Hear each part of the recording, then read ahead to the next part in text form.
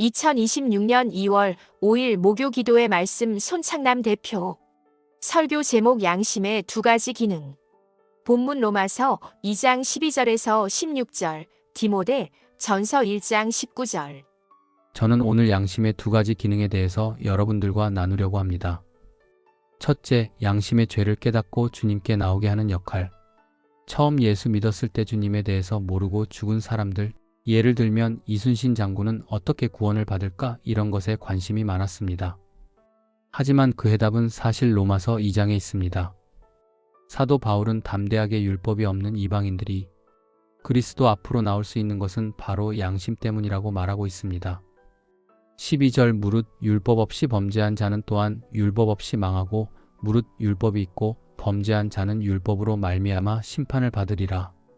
13절 하나님 앞에서는 율법을 듣는 자가 의인이 아니요 오직 율법을 행하는 자라야 의롭다 하심을 얻으리니 14절 율법 없는 이방인이 본성으로 율법의 일을 행할 때에는 이 사람은 율법이 없어도 자기가 자기에게 율법이 되나니 15절 이런 이들은 그 양심이 증거가 되어 그 생각들이 서로 혹은 고발하며 혹은 변명하여 그 마음에 새긴 율법의 행위를 나타내느니라.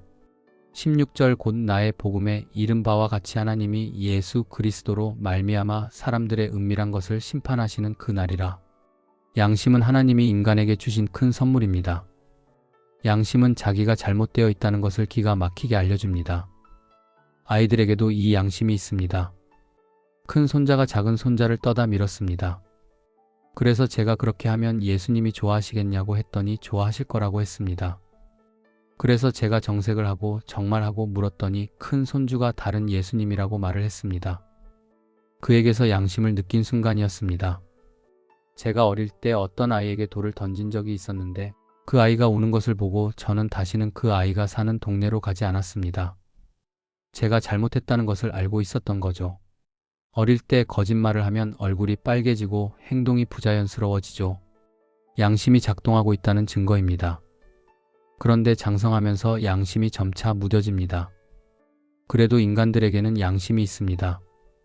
율법이 있는 유대인들은 율법을 통해서 자신이 잘못되었다는 것을 깨닫게 되는 것처럼 율법 없는 이방인들도 양심을 통해 주신이 잘못되었다는 것을 깨닫게 된다는 것입니다. 예수 그리스도를 만나지 못하고 죽은 사람들도 양심 속에서 자신이 죄인이라는 것을 알게 된다는 것입니다. 그렇다면 로마서를 읽게 된 1세기 유대인들에게 양심이라는 단어는 어떤 의미를 갖는 말이었을까요? 1세기 유대인들에게 양심이라는 개념은 그들의 전통적인 유대교적 신앙과 당시 지배적이었던 헬라 그리스 철학이 만나는 지점에서 매우 독특하고 중요한 의미를 지녔습니다. 양심이라는 말은 헬라 철학의 시네이데시스라는 단어를 수용한 것인데 이 단어는 원래 그리스 스토아 철학에서 발달한 용어입니다. 1세기 유대인들, 특히 알렉산드리아의 필론 같은 이들은 이 단어를 받아들여 유대교 신앙과 접목했습니다. 로마서가 쓰여진 시기인 1세기 유대인들에게 양심은 단순히 마음이 아니라 자신의 행위를 감시하고 판결하는 내면의 증인이자 재판관으로 이해되었습니다. 자기 성찰, 자신이 하나님의 율법을 잘 지키고 있는지 스스로를 돌아보는 도구로 이 개념을 사용하기 시작했습니다. 구약 성경 히브리어에는 양심이라는 단어가 따로 없습니다. 대신 마음 내부이라는 단어가 그 역할을 대신했습니다. 1세기 유대인들은 헬라어 양심을 접하면서 이를 구약의 마음과 동일시했습니다. 즉, 양심은 하나님이 인간의 중심 마음에 심어놓은 도덕적 지표라고 믿었습니다. 마음이 찔리거나 다윗의 경우처럼 가책을 느끼는 현상을 양심의 작용으로 본 것입니다. 1세기 유대인들에게 양심은 독자적인 윤리 기준이 아니라 언제나 하나님의 율법 토라와 연결되어 있었습니다. 즉, 율법이 돌판이나 책에 기록된 외적 기준이라면 양심은 그 율법이 인간의 마음속에 들어와 작동하는 내적 기준이었습니다. 즉, 1세기 유대인들에게 양심은 하나님의 뜻율법을 기준으로 자기 자신의 삶을 비추어 보는 내면의 거울과 같았습니다.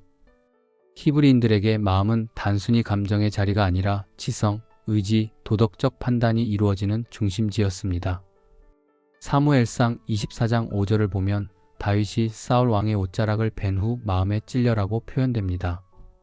여기서 찔리다는 표현이 현대적 의미의 양심의 가책을 정확히 설명합니다. 신체 부위로 표현 가끔은 콩팥 신장을 양심의 자리로 보기도 했습니다. 시편 16편 7절의 밤마다 내 양심이 나를 교훈하도다라는 구절은 원래는 콩팥인데 내면의 목소리, 즉 양심의 소리를 뜻합니다. 그렇다면 왜 구약에는 양심이라는 단어가 없었을까요? 구약시대 유대인들에게 도덕의 기준은 내면의 목소리보다는 외부의 계시율법에 훨씬 더 집중되어 있었기 때문입니다. 양심이 자기 자신과의 대화라면 구약의 마음은 하나님과의 관계에서 반응하는 기관이었습니다. 즉 무엇이 옳고 그른지는 내 양심이 판단하는 것이 아니라 하나님이 주신 토라율법과 판단하는 것이었습니다. 구약 성경을 헬라어 그리스어로 번역한 72역에서는 아주 드물게 양심이라는 단어가 등장하기 시작합니다.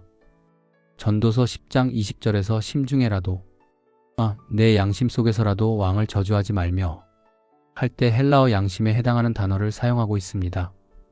즉 여기서 히브리어 원문은 지식이나 생각을 뜻하는 단어를 썼지만 헬라어 번역가들은 이를 쉬네이데시스 양심로 옮겼습니다. 이는 구약 말기에 이르러 유대인들이 헬라 철학의 양심 개념을 수용하기 시작했음을 보여주는 증거입니다. 오늘 본문 로마서 2장 15절은 이 양심이 이방인들에게는 마음에 새긴 율법이라고 말합니다. 성경을 한 번도 읽어보지 못한 사람이라도 거짓말을 하면 마음이 떨리고 남을 도우면 뿌듯함을 느끼는 이유는 하나님께서 우리 마음의 벽판에 당신의 법을 새겨두셨기 때문입니다. 양심의 첫째 기능은 죄를 깨닫게 되며 자신이 잘못되었다고 느끼게 하는 것입니다. 14절 율법 없는 이방인이 본성으로 율법의 일을 행할 때에는 이 사람은 율법이 없어도 자기가 자기에게 율법이 되나니 15절 이런 이들은 그 양심이 증거가 되어 그 생각들이 서로 혹은 고발하며 혹은 변명하여 그 마음에 새긴 율법의 행위를 나타내느니라. 허드슨 테일러의 어록 같은 예수를 따르는 길 44쪽에 니용파라는 상인의 이야기가 나옵니다. 그는 우상 숭배와 관계없는 개혁파 불교도였는데 허드슨 테일러가 전해준 복음을 듣고 주님을 믿기로 했습니다. 그러면서 자기 아버지도 간절히 진리를 구하고 있었다고 말합니다. 제가 생각할 때 니용파나 그의 아버지는 그들 안에 비친 양심의 빛 속에서 참된 빛으로 나가기 위한 갈망이 있었다고 생각합니다. 저는 이벽이라는 사람의 이야기를 통해서도 이런 비슷한 모습을 보게 됩니다. 이벽은 18세기 조선 성리학의 나라에서 스스로 진리를 찾아 천주교의 문을 열었던 인물입니다. 이벽은 당시 촉망받던 남인 계열의 소장학자였습니다. 그는 단순히 종교적인 이유가 아니라 당시 지식인들 사이에서 유행하던 서학이라는 학문에 깊은 관심을 가졌습니다. 그는 자기 할아버지를 통해서 중국에서 들어온 서구 학술서와 종교 서적을 탐독하며 세상의 근본 원리가 무엇인가를 고민했습니다.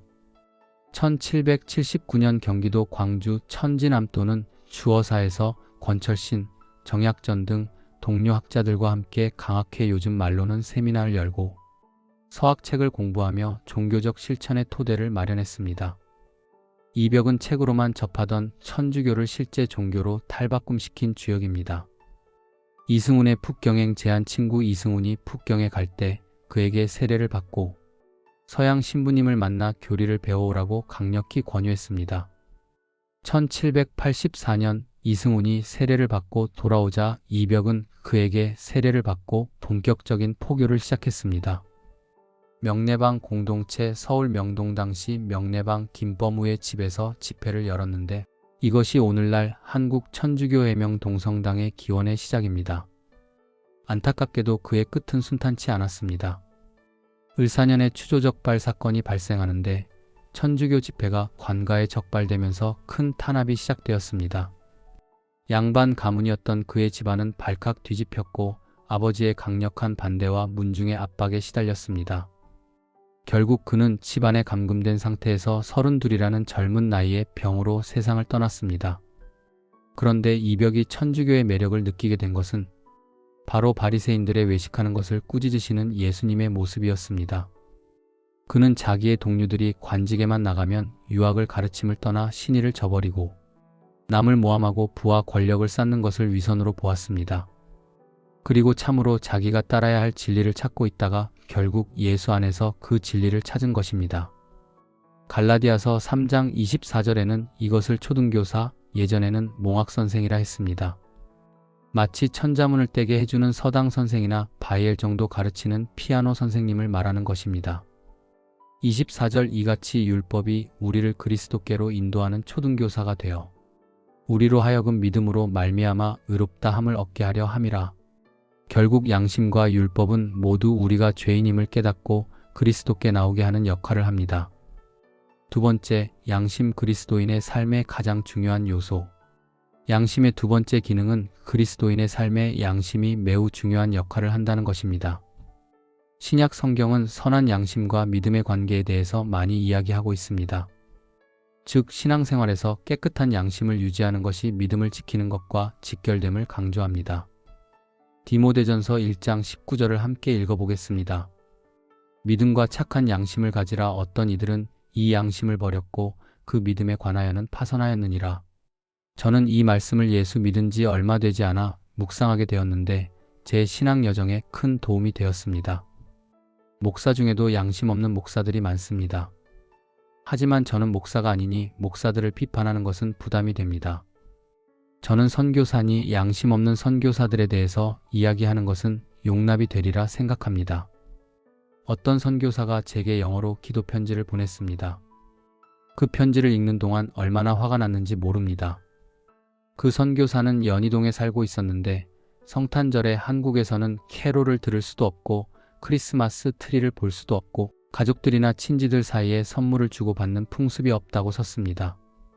그 다음에 보낸 편지에는 자기와 영어로 성경 공부하는 그룹이 있는데 한국 교회는 제자 훈련이라는 개념이 없어서 자기네가 하는 제자 훈련이 한국 교회에 큰 영향을 주고 있다는 식으로 썼습니다. 그 다음 편지에는 몇 명의 형제 자매들이 자신들의 영향을 받아서 선교사로 가게 되었다고 했습니다.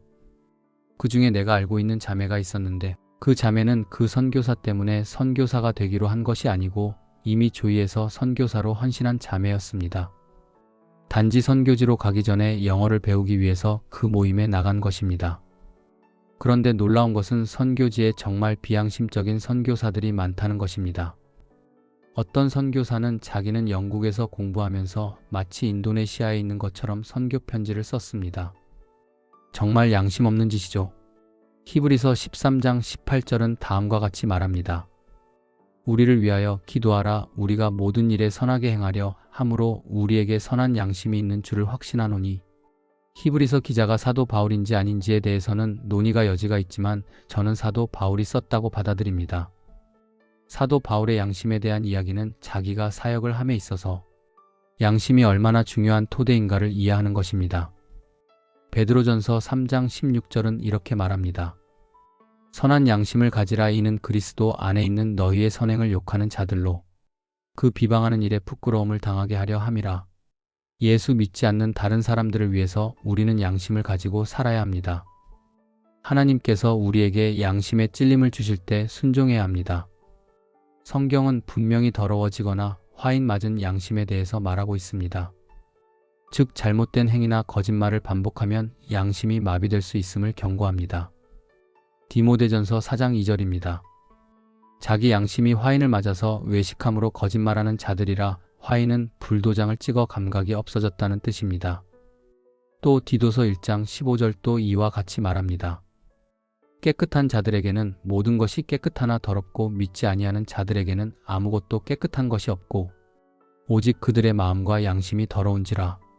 또 한 가지 우리가 기억해야 할 것은 나의 양심뿐 아니라 공동체 안에 있는 약한 자의 양심을 배려해야 한다는 것입니다. 지식보다 사랑이 우선임을 강조하며 다른 사람의 양심을 실족하게 하지 말라고 가르칩니다. 고린도전서 8장 12절 이같이 너희가 형제에게 죄를 지어 그 약한 양심을 상하게 하는 것이 곧 그리스도에게 죄를 범하는 것이니라. 우리가 아무렇지 않게 행동할 수 있지만 그것이 다른 형제를 실족하게 한다면 그의 양심을 위해서 하지 말아야 합니다. 신약 성경은 단순히 도덕적인 마음을 넘어 그리스도의 피로 깨끗해진 양심 히브리서 9장 14절을 가지고 하나님을 섬기는 삶을 핵심으로 보고 있습니다. 13절 염소와 황소의 피와 및 암송아지의 죄를 부정한 자에게 뿌려 그 육체를 정결하게 하여 거룩하게 하거든. 14절 하물며 영원하신 성령으로 말미암아 흠없는 자기를 하나님께 드린 그리스도의 피가 어찌 너희 양심을 죽은 행실에서 깨끗하게 하고 살아계신 하나님을 섬기게 하지 못하겠느냐. 히 9장 13절 14절. 어떤 사람들은 성령의 역사라고 하면서 혹은 성령님의 인도라고 하면서 양심에 위배되는 사람들을 많이 보았습니다. 교역자들부터 일반 성도에 이르기까지 이 양심에 대해서 얼마나 깨끗한지를 늘 살피면 좋겠습니다. 오늘 이 설교를 들어주셔서 감사합니다.